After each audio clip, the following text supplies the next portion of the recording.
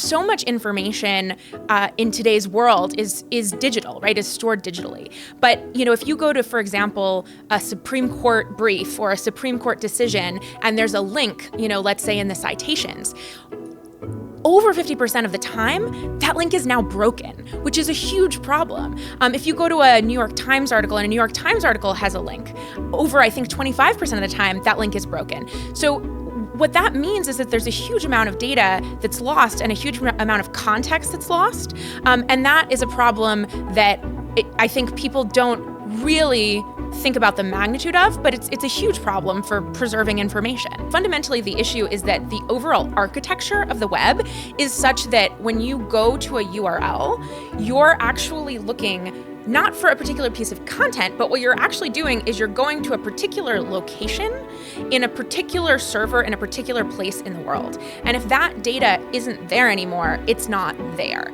And, there are many reasons that data could disappear. Someone could delete it intentionally. Someone could stop paying their Amazon Web Services bill. It's really important to be able to preserve information even when there are people in the world who might want that information to be gone. For example, testimony of genocide survivors, right? Evidence of war crimes, climate data, right? All examples of the type of data that, many people in the world might want gone, right? And if you have a sort of internet architecture that really is relying on these single points of failure, it's very easy for that information to disappear. It's wild to think about, really in a world where so much of our lives is online, how much of that information can just disappear without us even knowing. Welcome to Meet the Leader. I'm Linda Lucina, and I am very excited to welcome you here once again to our New York studios at the World Economic Forum for a very important conversation, something we don't think about enough, the web. Just how damn fragile it is. Do you ever click a link and get an error message? That dreaded 404, not found? It is so common, we don't even think about it. But it is a reminder to us that the internet, our standard for storing our most important information, our photos, our music, our memories, our scientific research, our government data, is really more vulnerable than we really understand. Some things disappear when a cloud service goes defunct or another newspaper closes. But other times, information could be changed or deleted on purpose to create confusion or even hide a crime. At the root of all of this is the weakness of a centralized web. To tell us more about this, we have Marta Belcher. Hi, Marta. Hi. Marta is a civil rights lawyer, a blockchain law pioneer, and the president of Filecoin. That's the world's largest decentralized storage network. She's also the founder of the Filecoin Foundation. That is a nonprofit leveraging a special blockchain-powered ecosystem that is preserving everything from Smithsonian artifacts to war crime evidence. She's going to talk about why protecting information is so important and what's needed to keep work like this going, especially in an increasingly fragmented world. Thank you so much, Marta, for being here. How are you? I'm fantastic. Thank you so much for having me, Linda. Well, I want to get started. Let's have a level the playing field for people. The centralized web, you're going to give us a little bit of a picture between the centralized and the decentralized web. The centralized web, how good is it doing at storing the world's information? Can you give it a grade? I think it would be a pretty low grade, even though I think I'm an easy grader. I think when you think about today's information, if you go to a website, almost always that website is being stored, that data is being stored by one of just three companies, which is Amazon, Microsoft, or Google. And so what that means is that we're sort of living our daily lives through just a handful of corporations. And we have no choice but to trust those corporations with our data. And, it also means that the web is very fragile. We'll often see an outage, like an AWS, Amazon Web Services outage. And then suddenly these vast swaths of the web are down for hours. And that really shows the difficulty with having these single points of failure. The Filecoin Foundation did a really, really interesting study last year, and it was called the Not Your Parents Web Study. It looked at 23 million URLs over 26 years, so this huge swath of the internet. history. Can you tell us a little bit about that and sort of what you guys discovered? What we discovered, and which is something that I think a lot of other people have discovered as well, is that actually when you look at the web, such a huge portion of it is just gone, right? And so much information in today's world is stored digitally. But, if you go to, for example, a Supreme Court brief or a Supreme Court decision, and there's a link, let's say in the citations, over 50% of the time, that link is now broken, which is a huge problem. If you go to a New York Times article and a New York Times article has a link, over, I think, 25% of the time, that link is broken. So what that means is that there's a huge amount of data that's lost and a huge amount of context that's lost. And that is a problem that I think people don't really think about the magnitude of, but it's a huge problem for preserving information. There was a really interesting statistic from that study that it said that most links that are deep links, so not the main URL, but something that's deep into a website, might only have a lifespan of 18 months or less. That's right. Yeah, it's wild to think about in a world where so much of our lives is online, how much of that information can just disappear without us even knowing. If we were going to define this topic of link rot, why does it happen and why is it really important for us to be understanding? Link rot is exactly the problem that I've been describing, which is that you go to a link and often it's just gone. And the reason for that is that the way that today's web works is a particular data, a piece of data, is being stored in a particular location. There are many reasons that data could disappear. Someone could delete it intentionally. Someone could stop paying their Amazon Web Services bill. And fundamentally, the issue is that the overall architecture of the web is such that when you go to a URL, you're actually looking not for a particular piece of content, but what you're actually doing is you're going to a particular location in a particular server in a particular place in the world. And if that data isn't there anymore, it's not there. So I like to analogize it a little bit to imagine that you just read a really good book. And instead of just telling me the title of the book, what you do is you say, well, Marta, you should really read this book. It's in the New York Public Library on the 3rd floor, second shelf from the left, three shelves up, 3 books over, right? You tell me the location of the data. I'm going to go to that location and I have to, actually get there and I have to, see if it's still there, but maybe someone took it. Maybe someone ripped a page out. Maybe it's just not there at all. And so that's really not an efficient way or a sort of useful way to retrieve information. And so the technology that I work on is fundamentally shifting how we store information, which is instead of saying, go to this particular location for the information, go to a particular server in a particular place, it says, look for a piece of content, right? So every piece of content has a content ID, and you pull that content from wherever it's available. So if it's available in 100 different places around the world, as long as one of those, even if 99 have failed, as long as one of those is there, it'll pull it.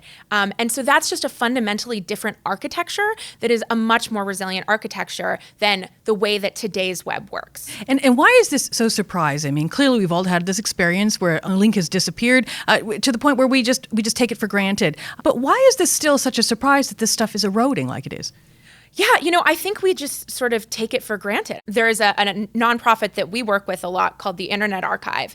And the Internet Archive has a thing called the Wayback Machine, where it actually sort of goes in and takes a copy of websites all over the web, right? And this is, I think, one of the most underrated nonprofits out there, because what it is doing is one of a kind and absolutely critical for being able to preserve information into the future. But I think otherwise, aside from the Internet Archive, there really aren't other efforts, a ton of other efforts to do that. And I think it's just something that we kind of take for granted and haven't really thought about. But we're thinking about it. Sure. And as a civil rights attorney, what is the problem? Why is this a big deal? Why should we be tackling this? Why is it so important for society to have information that we can trust, that we can find, that's reliable? I think there are a number of things that really relate to civil liberties here. So the first is, it's really important to be able to preserve information even when there are people in the world who might want that information to be gone. For example, testimony of genocide survivors, right? evidence of war crimes, climate data, right? All examples of the type of data that, many people in the world might want gone, right? And if you have a sort of internet architecture that really is relying on these single points of failure, it's very easy for that information to disappear. And so for us, it's really important that that data is able to be stored in a way where there are many copies all over the world in different jurisdictions and different places. And so we've worked with many different organizations, and many organizations have independently used our technology to store humanity's most important information, which is our mission, because we think it's so important that when there is data that might otherwise disappear, that you're able to store it with a different architecture that will enable it to persist, even if someone wants it gone. You talked a little bit about the technology. Can you tell us a little bit about how sort of blockchain kind of fits into all that? So what cryptocurrency does, and cryptocurrency is sort of, one use of blockchain, is it lets you write computer programs for your money. So for example, you could write a computer program that says, for every second of a song that I play on my computer, automatically transfer 1/1,000,000th of a cent from me to the songwriter and from me to the singer. And that can happen instantly and automatically across the world, which is really actually an incredible technology, right? You're really doing for value what the internet, what email did for information, right? Being able to send money across the world as easy as an attachment to an email. And so what that does, that ability to program your money basically allows you to, for our technology, write a computer program that creates a sort of decentralized version of the web where there are incentives for people to make sure data becomes available. So more specifically, what Filecoin is, and Filecoin is the technology that I work on, is a decentralized version of the web where, instead of storing your data with a few companies, people all over the world contribute extra computer hardware to store other people's files, which means you can have many copies of files all around the world. And the way that it works is cryptocurrency allows us to write a program that says, okay, I'm storing a file on someone else's computer hardware. Check and see if it's still there. And if it's still there, automatically transfer one Filecoin from me to them, and then check again in an hour, and then check again an hour later. And what that does is allows you to create incentives where people are financially incentivized to actually store other people's files. And that means you can create an alternative to Amazon Web Services or Google or Microsoft, where people are actually in control of their own data. And so that's how cryptocurrency factors into it. And how is what sort of the Filecoin Foundation, how is it different than maybe how other organizations that do something similar approach this? Yeah, so Filecoin Foundation is the governance body for the Filecoin network. So Filecoin is an open source technology. There are developers all around the world. There are storage providers all around the world, and users all around the world. And it requires sort of open source governance in the same way that any other open source technology has kind of a governance body. So at Filecoin Foundation, it's not like sort of a standard, technology company where, all the technology is being developed in-house. Rather, we are just the governance body for this huge community of developers that is far beyond our organization that are all working on this open source technology. There's different players who are coming to protect different types of information. How do they all work within the ecosystem? It's really amazing. I think for us, there are all sorts of different stakeholders in our ecosystem. So we have storage providers, and those could be anything from, really small operations, even individuals to, massive businesses, right? And all of them are contributing their computer hardware, their storage space to the network. But they can do that in all sorts of different ways. So we have all sorts of different storage providers. We also have a lot of applications that are building on top of Filecoin. Filecoin is very much sort of this base layer technology, and there are dozens and dozens of applications that use Filecoin sort of under the hood. And so we have all sorts of applications and teams building those. We have developers who are actually developing the technology. So it's just a wide range of community stakeholders. And as Filecoin Foundation, our goal is to really support the broader community. And when we're talking about preserving the world's most valuable information, give us a couple examples. There's a really interesting initiative you guys have with the Smithsonian. Tell us about that. We have tons of really important data that is already being stored on the Filecoin network. So the Smithsonian is one example. The Smithsonian is storing some data on the Filecoin network. Specifically, it's digitized audio recordings that are historical audio recordings. The USC Shoah Foundation stores its genocide survivor testimony on the Filecoin network. We have evidence of war crimes in Ukraine that was actually submitted to the International Criminal Court. And the thing that is cool about that is not only do you have that information being stored on the Filecoin network and preserved and not being able to be deleted, but you also have the ability to cryptographically prove that it was never tampered with. So it's, that's another example of where this technology can be very helpful from a human rights and civil liberties perspective. And when we talked earlier about how surprising just the disappearance of this information is, this element that disappearing information creates a human rights issue. Can you talk a little bit about that?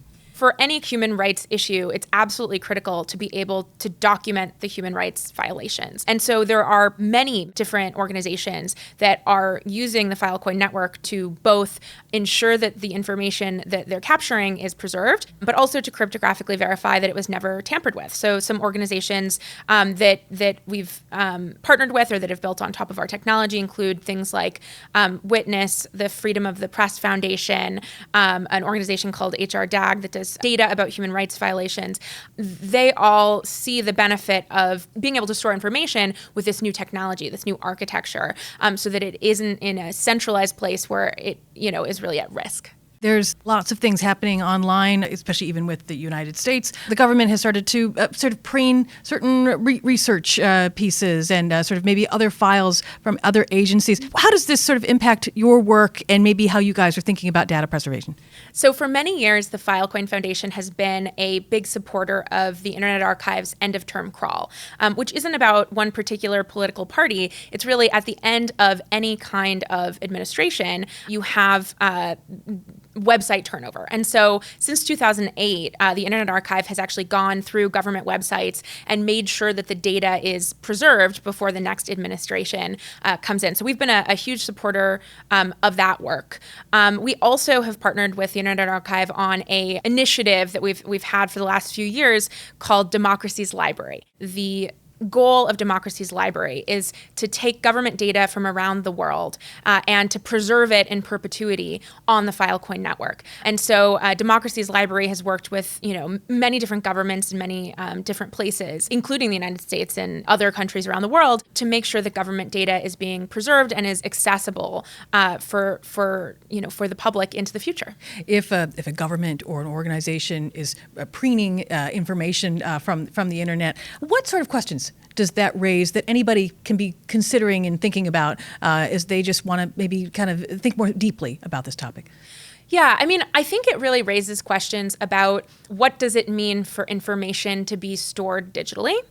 And what does it mean for us to live our lives through just a handful of corporations, right?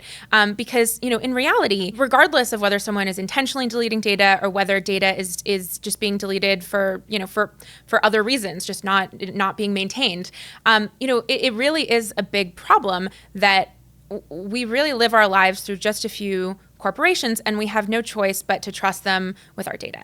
And we really have a situation where, if one company decides that, they don't want that data to be online, it's not online anymore.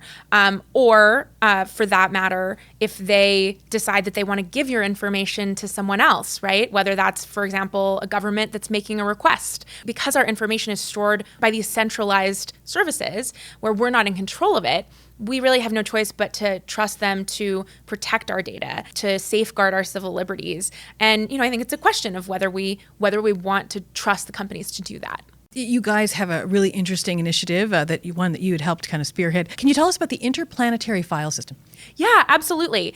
When I talked earlier about the idea that data is stored in this way where it's in a particular location on a particular server, I described how you instead could store data such that there's a particular content ID. So any piece of content, you can go and look for that content and just pull it from wherever's closest. That's how IPFS, the interplanetary file system, works. And IPFS is fundamentally the storage layer that underlies Filecoin. So you have IPFS, which is the decentralized file storage system, and then you have Filecoin built on top of it, which is the incentive layer that pays people to ensure that data is stored on the network. So these are sort of two pieces of the same technology. But one thing that's really interesting is that when IPFS was named the interplanetary file system, it was actually named that because the technology actually is a much better architecture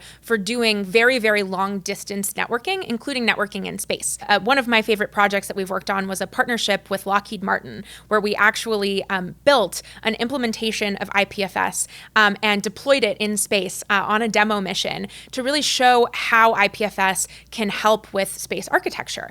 And the reason that it is a much better architecture for networking in space is that, if you have to go a very long distance and you're on sort of today's web where you're looking for data in a particular location, and let's say you're looking for it on a server on Earth, then there's going to be a huge delay every time you're getting that data. If you're, say, on the moon, or if you're, an orbiting satellite, or if you're, out on Mars, right? There's going to be a multi-minute or multi-second delay every time you want to get that data.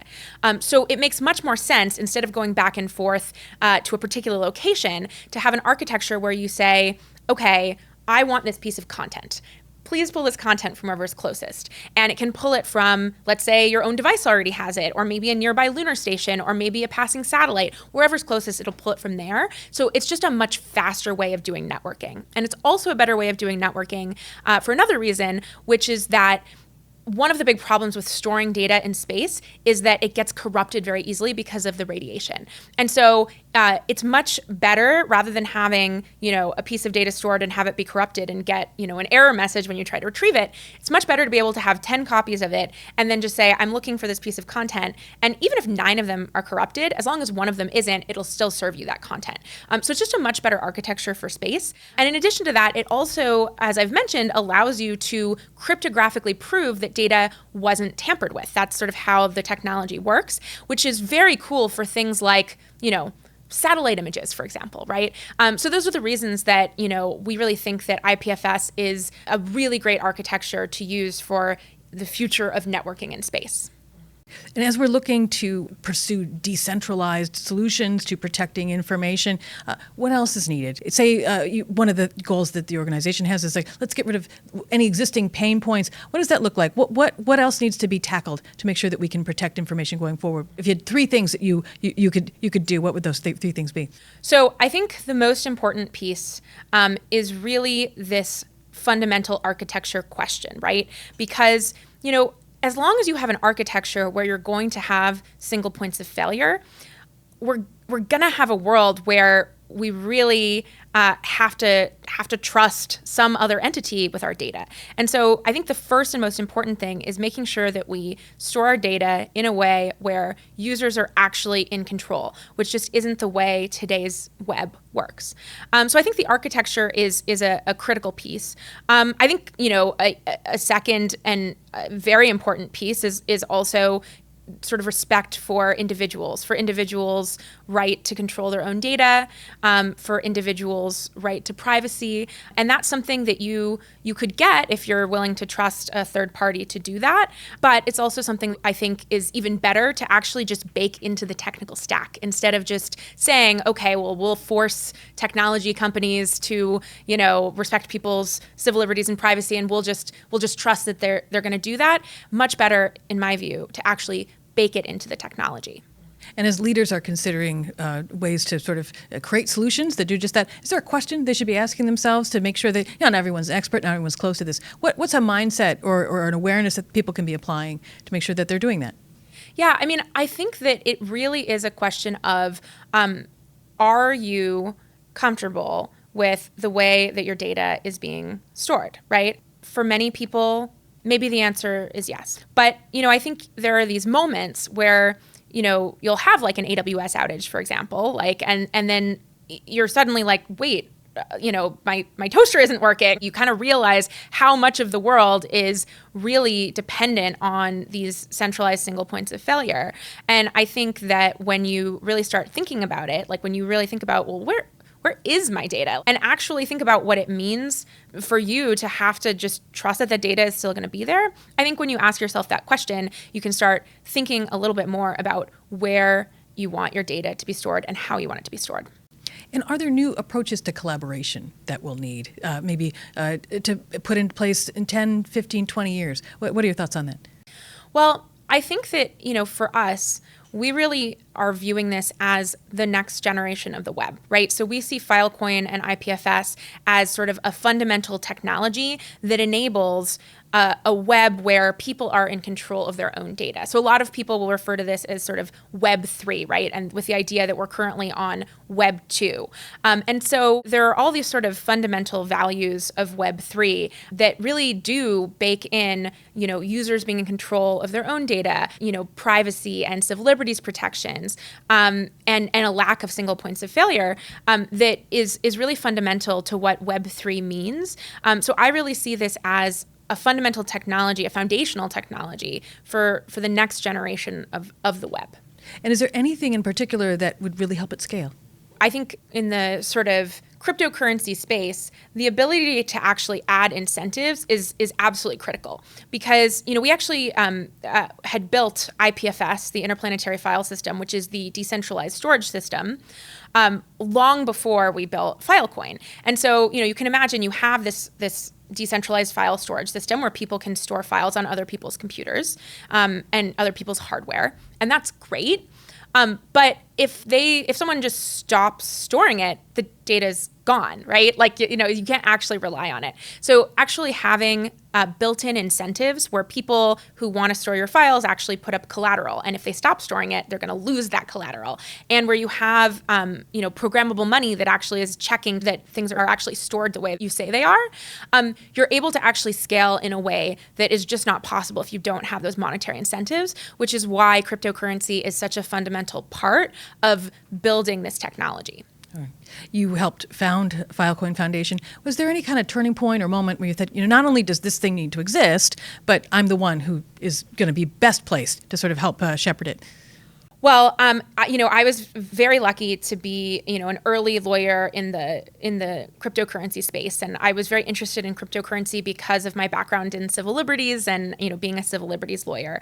And so I was very lucky to get to work with the early team that was building Filecoin, which included, open source developers around the world, also included a company called Protocol Labs, and, got to be there initially outside general counsel and then general counsel, and really got to help build Filecoin from the ground up.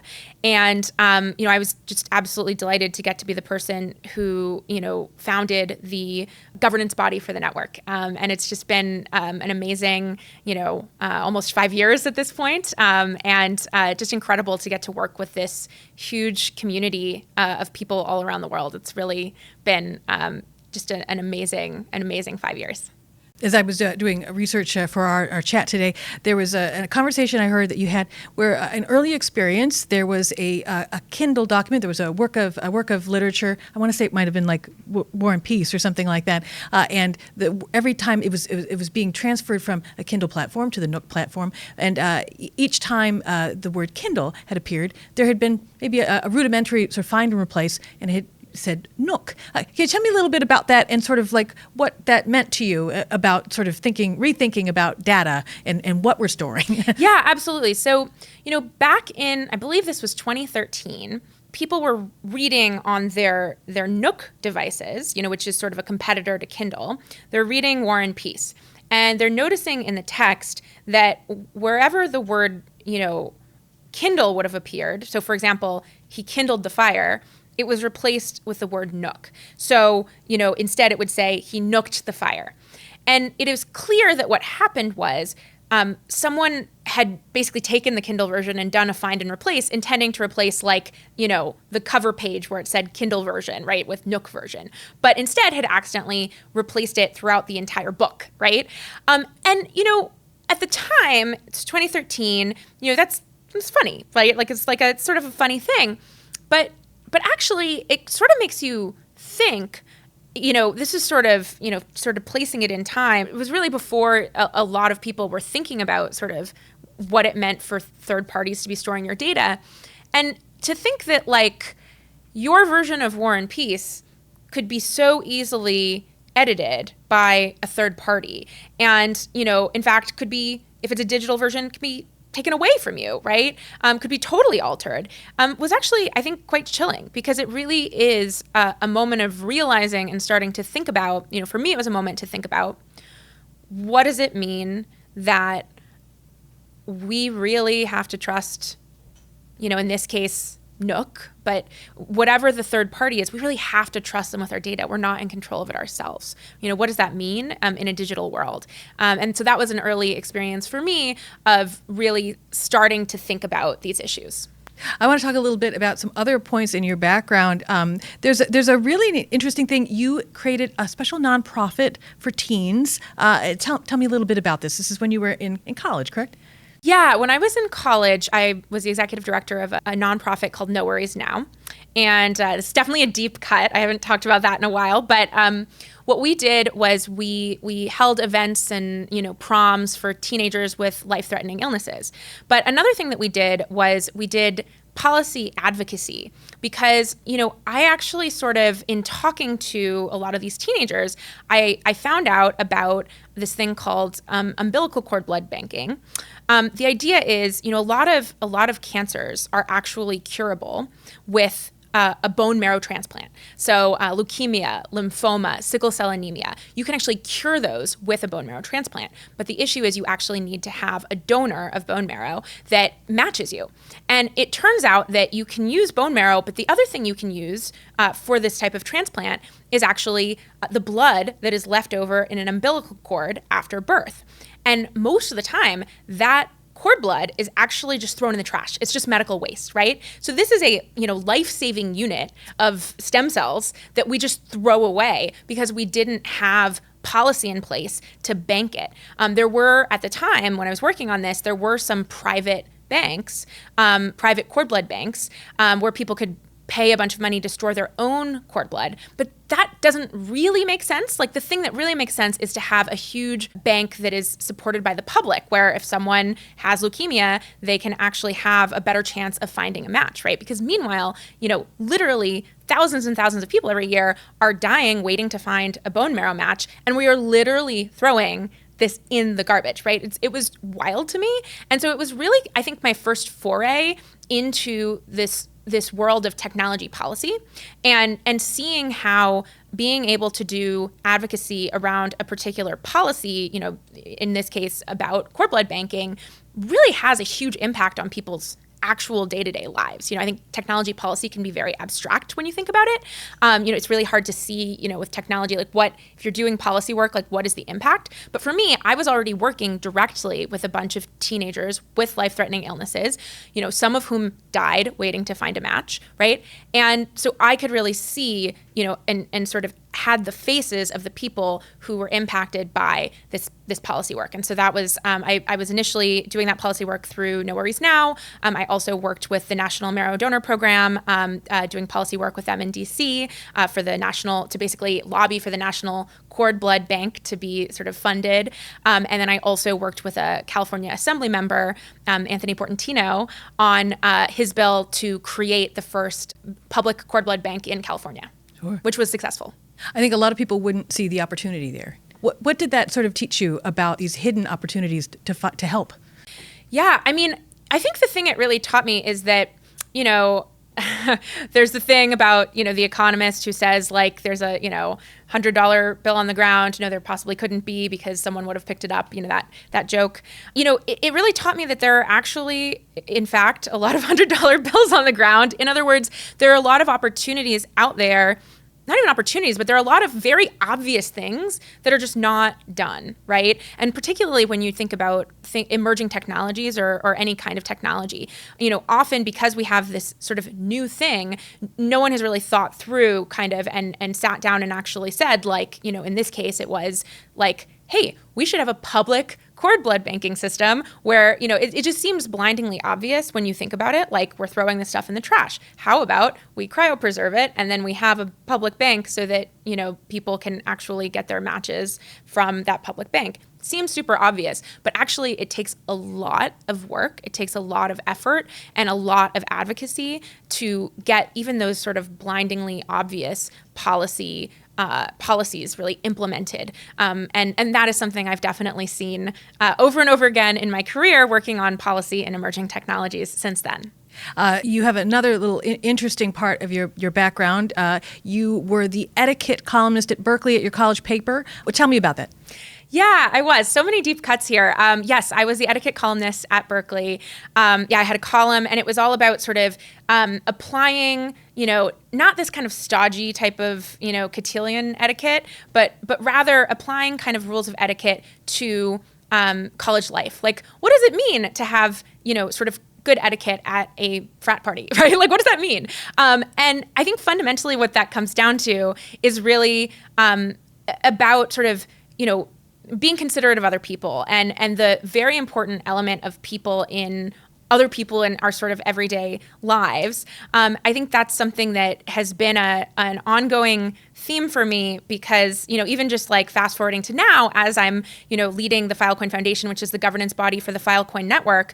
Sure, we're working on this very, sort of like high-tech kind of technology, but at the same time, what we're actually doing is working with thousands of people all around the world, right? Storage providers, developers, users, it's people, right? And it's all about coordinating people and, being considerate of other people. And I think that that's something that, is just a continuing theme for not just me, but really for everyone. I have to ask you, etiquette at a frat party. What does that look like? What a great question. I would say, first of all, I hope I for the most part, I am anti-link rot. But I will say, when it comes to my college etiquette columns, maybe I'm pro-link rot on those. I couldn't find a single copy of it. I looked. Glad to hear it. Glad to hear it. I'm sure there's a physical copy somewhere, but I'm pro-link rot in this one case. I think the idea there was really not to try to apply some sort of like stodgy, Emily Post type of etiquette, but it was really about, for example, if you go to a party with your friend, right?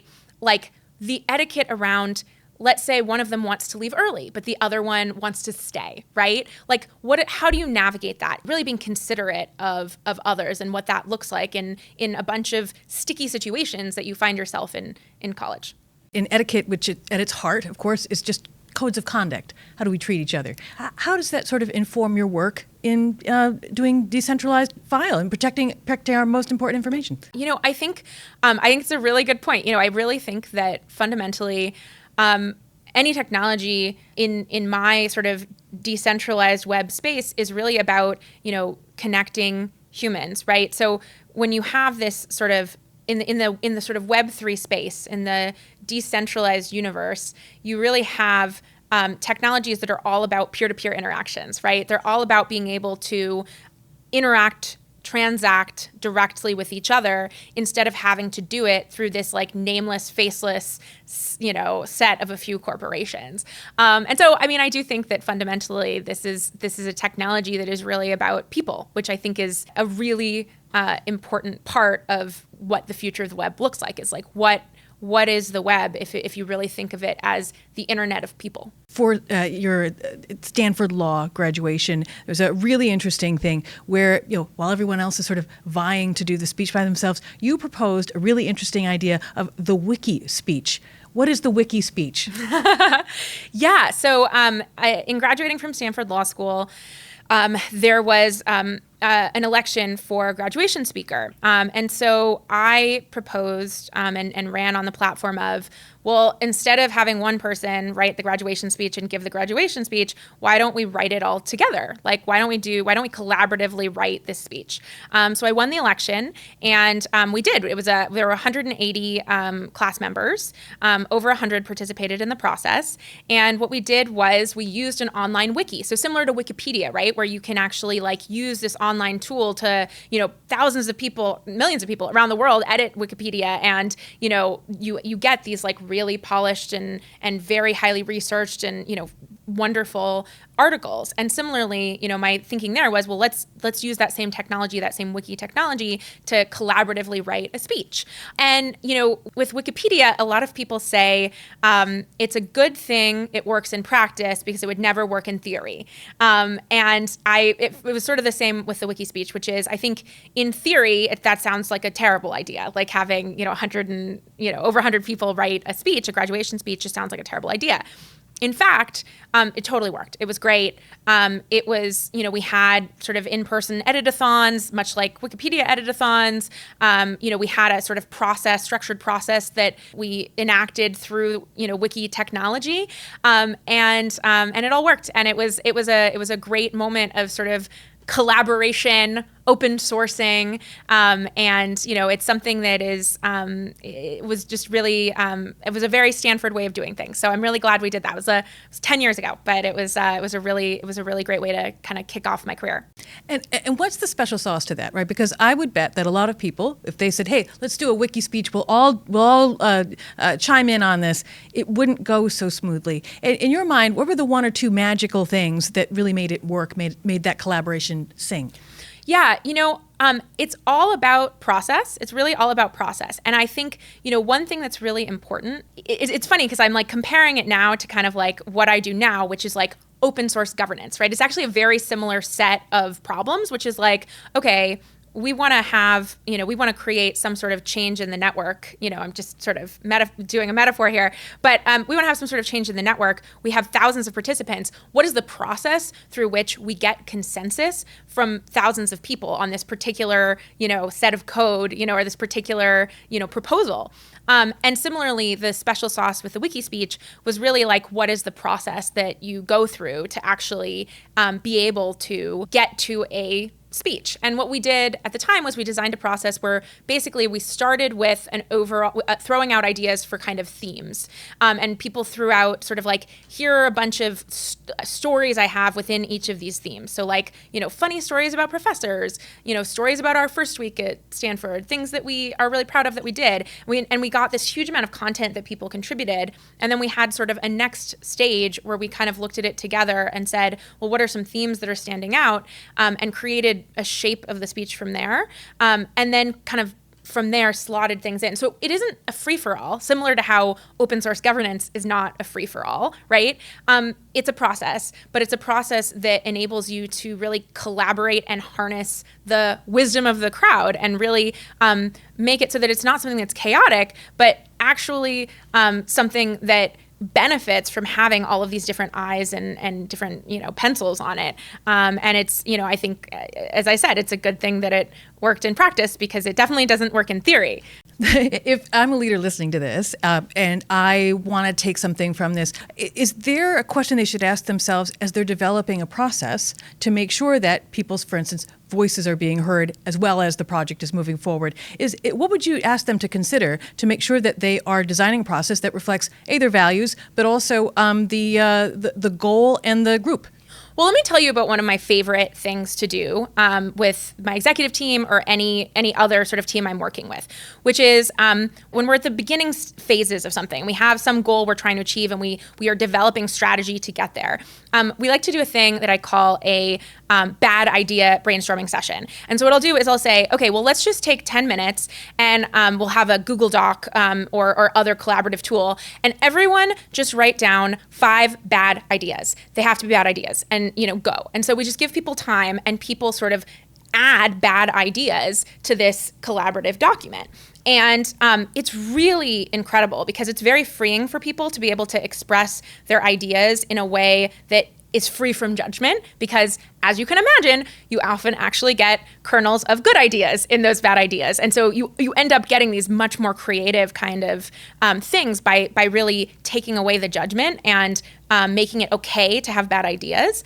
And it also introduces an element of sort of like playfulness and not taking ourselves too seriously, because people will put also genuinely bad ideas that are usually quite funny. So it's a really great way of like changing the vibe and a really great moment in a process where you can really gain ideas from people that they might otherwise not be willing to share, and really get kernels that are quite creative and also have a great way of really involving everyone and getting everyone in a much more creative and playful headspace. Sure. And is a question someone can ask themselves if I'm kind of not used to this sort of brainstorming, sort of open source approach to writing. Is it just, do people have a voice in this? Would that be simple enough? Yeah, I think that's right. I mean, I think the idea with any kind of open source, whether it's open source technology, an open source speech, or just an executive team, is really making sure that you're able to hear from everyone and really believing in the wisdom of the crowd. That doesn't mean everyone is right, but it does mean that everyone is heard. You practice a thing called work-life integration. What is that? Yeah, I've only recently started talking about this. I've said it sort of privately to people for a long time, but I'm kind of, I don't think work-life integration is for everyone. I think, I totally respect people who have, sort of standard work-life balance boundaries. That makes sense for a lot of people. For me, and the way I work a little bit differently, which is I'm really sort of coming from this very mission-driven space where I care a lot about civil liberties. I care a lot about, using the technology stack to really embed civil liberties. And the people who I work with are the people who care about the thing that I care about. And so, the people I'm hanging out with are also the people who are interested in the thing that I'm working on. And so, I think there's an element of, and I think you see this a lot in like activist communities, there's an element of being able to hang out with the people who you're working with and genuinely like them and genuinely have that be a big part of your sort of community. And also being able to work with the people in your social world. My partner, for example, is very much adjacent. We don't work directly together, but we one of our early experiences was we both submitted amicus briefs in the same Supreme Court case. That kind of thing. We're very, very, very much in the same universe. And I've just been so lucky to be able to have a community of people who have sort of through life been, colleagues at one time, then friends, then colleagues again, then friends, and being able to really integrate, that has really allowed me to integrate my work and life where I'm not clocking out. Like there isn't a moment where I'm not, even when I'm socializing, I'm working, and when I'm working, I'm also socializing. And I think there's also an element of work-life integration, which is, I think for many people, there's a concept of this is my work time and this is my social time. And that's great. That works for a lot of people. It doesn't work super well for me. I do think the idea that, for example, of a 9 to 5, that like a human can come in to a job at 9 a.m. and like focus until 5 p.m. with one lunch break, and that's when they're going to do their best work, is also just, I think, fundamentally flawed. And if you look at the way that, like, for example, like famously Mozart had a schedule where he would work from 7 to lunchtime and then not work at all from lunchtime until like 5 or 6 p.m. and then work from 5 or 6 p.m. until bedtime, right? And I think the idea of being able to integrate your work and your life such that you don't have these like set schedules, but you can work when you're inspired to work or when you need to work or when it's the most convenient way to work, and not be so set on this idea of I need to switch off my device and be done with work at this particular time, or I need to be at work and can't possibly do anything personal in this particular time period either. So that's my kind of theory of work-life integration, which works for me. I fully understand would not work for everyone, but it's something that has been really allowed me to thrive. And are there tells that it's working well, right? A lot of people might get a little bit nervous as you're explaining this, and it's because maybe it's draining energy from them to have everything all in one bucket.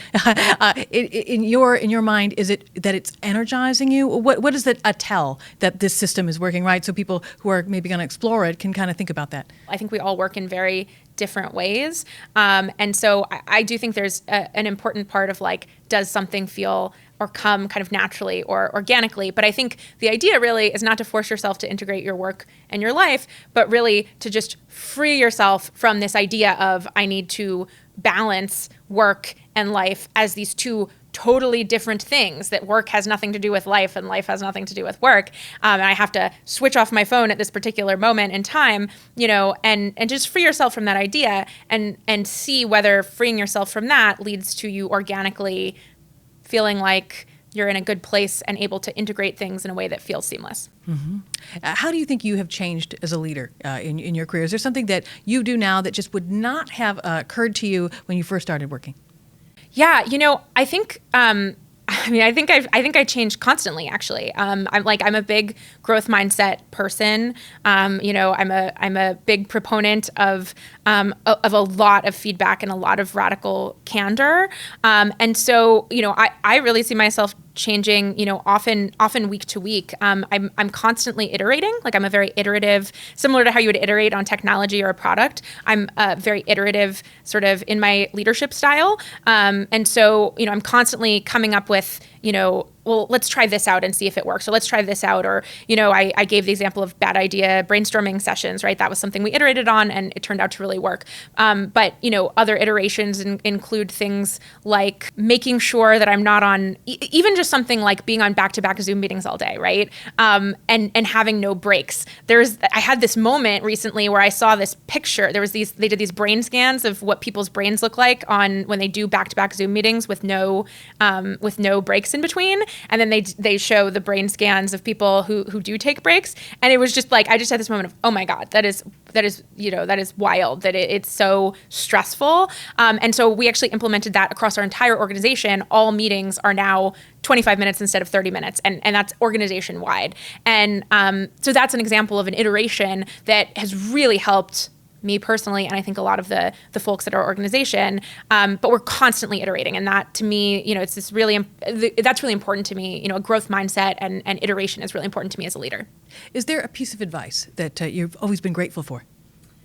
So I probably once a day say, low expectations are the key to happiness. That is I truly believe that. That is one of my sort of core principles. And it's something that I come back to every single day. How does it help you? Well, I just think it's critical to set expectations, in the right place. Another thing I say often is done is better than perfect, because I think it's really helpful, especially for executives or people who are really, perfectionists. It's really freeing to be able to say, to lower your expectations for yourself in some ways, and to say, look, I'm going to get this done rather than get it perfect. And again, to not have that pressure on yourself. So that for me, those two phrases are really on repeat. Is there a book that you recommend? So my executive coach wrote a book called From Startup to Grown Up, and it's fantastic. It's just a great book, and really helped me sort of think through, what it means to be a founder and to be a leader. And how have you changed? Like if somebody else read that, how would they change? I think that particular book is extremely tactical. It's just, for example, one of the things that stood out to me in the book that just jumps to mind is a passage about how you have to say things so many times to get them through to people that you'll know that you've succeeded when it becomes like a joke. Like when you've said something so many times that people are kind of like, ha ha ha, and they, because they know you're about to say the thing and it's like a joke because you always say the thing. For example, I always say, we have a thing called the directly responsible individual, the DRI. And I always say, who's the DRI? Because if you have an action item and you don't have a directly responsible individual, it's not going to get done. And so it has literally become a joke that people will say, who's the DRI? Because it's this fun, it's this thing. So, but it really has helped to bake in every task needs a DRI. And we have a set of leadership principles, the Filecoin Foundation leadership principles that are based on Amazon's leadership principles. And one of our leadership principles is everything needs a deadline and everything needs a DRI. Love it. We are nearly done. Before I let you go, Marta, we have a little thing, rapid response. It's a little fun back and forth. Well, I'll say something and then you'll fill in the blanks and you respond to it. So the first one, what's the first thing you do every morning? I check my sleep data. That's very interesting. How's it going so far? Well, it's great. Yeah, I have an 8 sleep system and it's like a report card. It's like, how did I do? Do I need to go back to sleep? Do I need some more deep sleep? Go-to karaoke song. I like Stacey's Mom because you can't take yourself too seriously when you're singing it. And I think that's very important. Biggest work pet peeve? I hate it when people use acronyms that other people, they're not 100% sure everyone who's reading it will know. I hate that. Best thing you've stopped doing? Well, I've stopped doing back-to-back Zoom meetings, and have always, now have a 5-minute break at minimum between Zoom meetings, and that is huge. Habit you can't work without. I exercise every day, and I do that before I work, 365 days a year for over 10 years, and it is non-negotiable, and it is I would say more of an addiction than a habit, but absolutely critical for my work life. File you hope never disappears. Gosh, I'm Ukrainian, and so I would say the work that we've done with the evidence of war crimes in Ukraine is very, very near and dear to my heart, and I am so glad that we are preserving that on the network. And the biggest challenge that you see for the rest of 2025? I think in 2025, the biggest challenge is really, is law and policy going to get in the way of innovation for AI? Okay. Well, thank you very much, Marta. I really appreciate you coming here and talking with us today. Oh, thanks so much for having me. This has been great. Thank you so much. And for all of our viewers and our listeners, check out more video podcasts on our channel for the World Economic Forum on YouTube. And for more transcripts, go to wef.ch/podcasts.